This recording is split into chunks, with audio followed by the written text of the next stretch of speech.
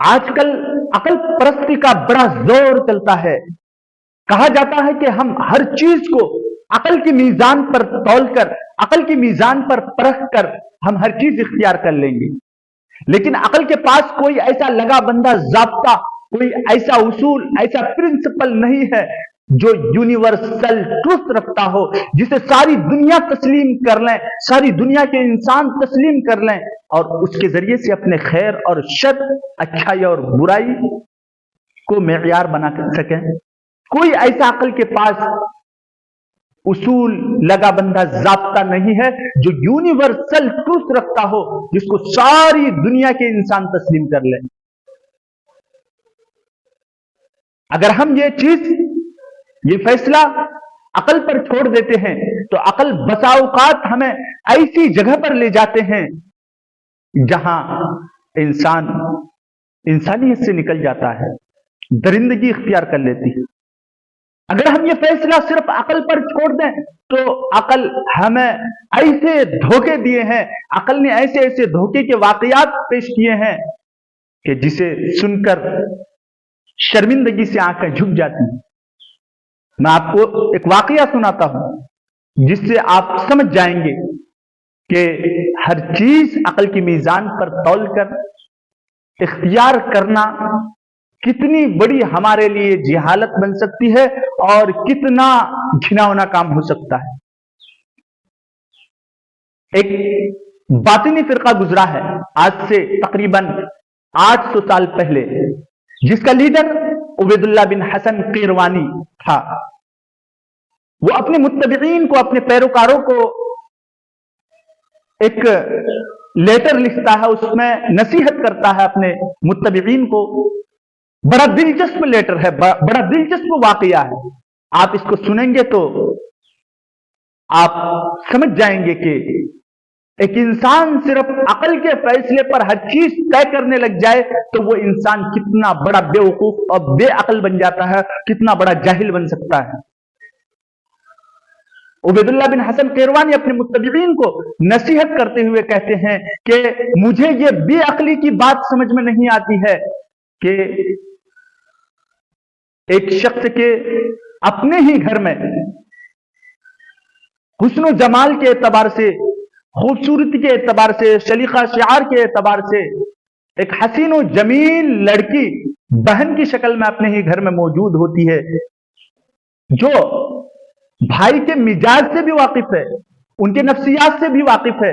मगर मुझे यह बेअक्ली की बात समझ में नहीं आती है कि वो भाई अपनी बहन के हाथ किसी अजनबी के हाथ में पकड़ा देता है और बसा औकात वो किसी अजनबी लड़की से शादी करके अपने घर वो अजनबी लड़की को लाती है जो उसकी बहन का हमपल्ला भी नहीं होता है। ये कितनी बड़ी बेवकूफी की बात है। वो अपने मुत्तबीन को नसीहत करते हैं कि मैं तुमको नसीहत करता हूं कि अपनी बहन की शादी खुद अपने से कर लेना, अपने घर की दौलत अपने ही घर में रखना, ये बेअक्ली वाली काम मत करना कि अपने सलीका शिआर बहन को, जो तुम्हारे मिजाज से भी वाकिफ है, तुम्हारी नफ्सियात से भी वाकिफ है, तुम उनके नफ्सियात से वाकिफ हो, तुम किसी अजनबी लड़के के हाथ में मत पकड़ा देना, ये बेवकूफी और बेअक्ली वाला काम मत करना। अपने मुत्तबीन को नसीहत करता है और सिर्फ यही नहीं, एक कदम और आगे बढ़ता है। वो अपने मुत्तबीन को नसीहत करता है कि मुझे ये बेअक्ली की बात समझ में नहीं आती है कि जब एक बहन अपने भाई के लिए खाना बना सकती है, एक बहन अपने भाई के लिए खाना बनाकर लाकर उसके भूख मिटा सकती है, वो बहन अपने भाई के कपड़े धुल सकती है, अपने भाई के कपड़े संवार सकती है, अपने भाई के बिस्तरे साफ कर सकती है, अपने भाई के हर जरूरत के हर तकाजे को पूरा कर सकती है, तो वो बहन अपने भाई की इस जिनसी ख्वाहिश की तस्कीन, इस भूख को क्यों नहीं मिटा सकती?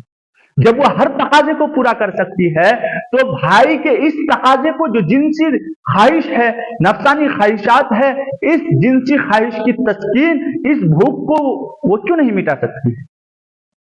अब आप उबैदुल्लाह बिन हसन की कीरवानी की इन बातों पर जितनी भी लानत भेजें और जितनी भी उन पर फटकार डालें, ये अपनी जगह पर है। लेकिन मैं ये चैलेंज करता हूं पूरी दुनिया को کہ کوئی بھی انسان محض عقل کی بنیاد پر جو وحی الہی سے بالکل آزاد ہو، عقل کی بنیاد پر اس کے استدلال کا جواب دے سکتا ہے؟ پوری دنیا کے کوئی بھی انسان عقل کی بنیاد پر اس کے استدلال کا جواب نہیں دے سکتا ہے۔ کیوں نہیں دے سکتا ہے؟ اس لیے کہ ہم نے عقل کو وہاں یوز کرنا شروع کیا ہے جہاں ہماری عقل کی پرواز ختم ہو چکی ہے۔ جہاں انسان کی عقل کی پرواز ختم ہو جاتی ہے، پھر وحی الہی کا آغاز ہوتا ہے، اور اللہ تبارک و تعالی قرآن کے ذریعے سے ہمیں وہ علوم عطا فرماتا ہے۔ اب ایک انسان وحی الہی سے آزاد ہو کر عقل کی بنیاد پر یہ فیصلہ کرے گا تو کتنا بڑا وہ گھٹیا انسان ہو جائے گا۔ اسی لیے یہ کہنا چھوڑ دو کہ ہم ہر چیز کو عقل کی بنیاد پر طے کریں گے اور عقل کی بنیاد پر ہم فیصلہ کریں گے، ہر چیز کو اختیار کر لیں گے، کیونکہ عقل کے پاس کوئی ایسا لگا بندہ ضابطہ نہیں ہے جو یونیورسل ٹروتھ رکھتا ہو۔ آپ اس کام کو، ایک کام کو اچھا کہیں گے عقل کے ذریعے سے، دوسری عقل دوسرے شخص وہی کو اسی کو اس کے خلاف بتا دیں گے۔ تو عقل کے پاس کوئی ایسا لگا بندہ ضابطہ نہیں ہے جو یونیورسل ٹروتھ رکھتا ہو۔ اسی لیے ہمیں ضرورت پڑتی ہے ایک اور علم، ذریعہ علم کی، اور وہ ذریعہ علم ہے وحی الہی، قرآن کریم ہے، جو ہمیں بتاتا ہے یہ خیر ہے، یہ شر ہے، یہ اچھی چیز ہے، یہ بری چیز ہے۔ اگر